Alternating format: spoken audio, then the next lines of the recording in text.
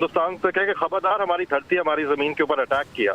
ये जो एक चीज होती है कि कोई भी मसीह बरादरी का हो, हिंदू मजहब से हो, सिख मजहब से हो, मुसलमान हो, हम इकट्ठे मिलके हमने इस मुल्क की दिफा करने के हवाले से अवाम ने बहुत अच्छा एक मैसेज दिया है। अगर आप इसको कंपैरिजन करें इंडिया के साथ, हिंदुस्तान के अंदर तो आवाजें उठ रही हैं जो उनका लिबरल तबका है कि पाकिस्तान के ऊपर आपने अटैक क्यों किया, आप अपनी इंटेलिजेंस फेलियर के ऊपर बातचीत करें। इंडिया प्रोजेक्ट ऐसे करता है कि उनके अंदर यूनिटी है, पर जो खालिस्तान के अंदर बिलीव करते हैं, जो साउथ के अंदर जो इंडियन रहता है या जो नॉर्थ ईस्ट के अंदर रहता है, जो नक्सलाइट्स जहाँ पे इंसर्जेंसी की भी है, वो तो मोदी को इस वक्त आई एम सॉरी टू से बहुत बुरे अल्फाज के साथ मतलब उनके साथ खिताब कर रहे हैं। ठीक है हमजा, आप हमारे साथ ही मौजूद रहिएगा। भारत ने गुज़िश्ता रात दरियाए नीलम पर वाक़या नौसेरी डैम के स्ट्रक्चर को निशाना बनाया, नुकसान पहुंचाने की कोशिश की। भारतीय गोलाबारी से डिमेंडर्स यूनिट में वाक़या इंटेक गेट्स को नुकसान पहुंचा। हाइड्रोलिक सिस्टम के एक हाइड्रोलिक प्रोकेशन यूनिट को भी निशाना बनाया गया, नुकसान पहुंचाने की कोशिश की गई। हमले में एक एम्बुलेंस को भी नुकसान पहुंचा। भारत की जानिब से आबी ज़खायर पर हमला बैनुल-अक़वामी क़वानीन की सरीहन खिलाफ वर्जी है। आबी ज़खायर जैसे हसास मकामात को निशाना बनाना बैनुल-अक़वामी असूलों की खिलाफ वर्जी है। भारत के हमले में एक एम्बुलेंस को भी नुकसान पहुंचा। हमजा, भी आपकी बात को मैं जारी भी आप रखिएगा, लेकिन उसके साथ साथ एक सवाल मेरा इसी हवाले से है कि जो हम नीलम झेलम प्रोजेक्ट के हवाले से और हाइड्रोलिक स्ट्रक्चर के हवाले से बात कर रहे हैं, ये भी एक बहुत कंसर्निंग चीज़ है और ये भी कहीं ना कहीं इंटरनेशनल क़वानीन की खिलाफ वर्जी का हिस्सा है। बिल्कुल है, ये इंटरनेशनल लॉ की वायलेशन है और इंटरनेशनल लॉ क्लियरली कहता है कि आप किसी भी इकोनॉमिक प्रोजेक्ट, किसी भी सिविलियन टारगेट, किसी भी आप कह सकते हैं इवन मिलिट्री टारगेट्स के ऊपर भी आपको जो है ना वो क्लियर बात की गई है कि आपने मतलब देखिए रिस्ट्रेंट नहीं है इंडिया के पास, किसी हवाले से रिस्ट्रेंट नहीं है। मोदी ने 2019 में कश्मीर के हवाले से बता दिया था कि बेसिकली वो इंटरनेशनल लॉ की जो प्लेबिससिट की जो गारंटी थी उसमें वो बिलीव नहीं करते।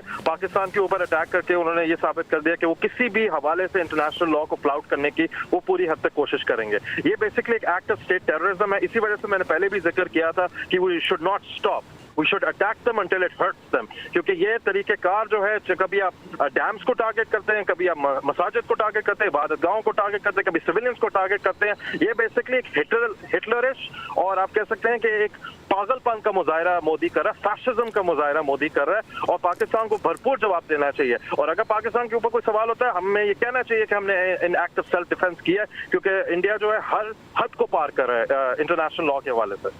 ये फैशिज्म का जिसका आपने जिक्र किया हमजा, ये जो सिंध तास मायदा है, जैसे हम इंडस वाटर टेरिटरी के हवाले से भी हमने पहले बात की है कि ये सिर्फ बहाने थे। पहलगाम का फॉल्स फ्लैग ऑपरेशन हो, इससे पहले भी इंडिया के चैनल्स हो या वहाँ की एक्सट्रीमिस्ट किस्म की लीडरशिप हो, वो इस हवाले से कहती रही है और हमेशा से ये धमकी का हिस्सा रहा है कि जी हम जो सिंध तास मायदा है इसकी खिलाफ वर्जी करेंगे और इसके हवाले से जो भी मामला इन्होंने इंटरनेशनल फोरम्स पे भी उठाने की कोशिश की जिसमें इनको सुबकी का सामना करना पड़ा।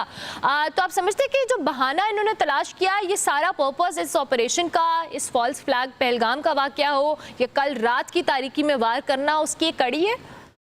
क्योंकि अग्रेशन और एक्सपेंशनिज्म तो हिंदुस्तान का एजेंडा है ना अंडर मोदी।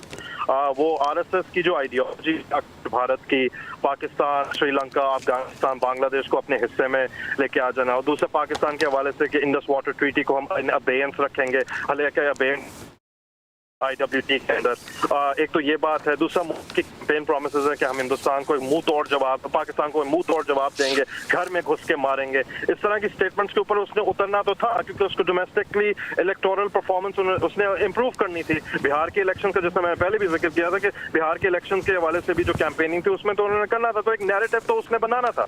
अब नैरेटिव बनाने के लिए ही had to follow that narrative up with action. Kinetic measure उन्होंने किया और जो बहुत बड़ी गलती की है, क्योंकि पाकिस्तान चाहे वो खान साहब की दौर की अगर हम बात करें, इस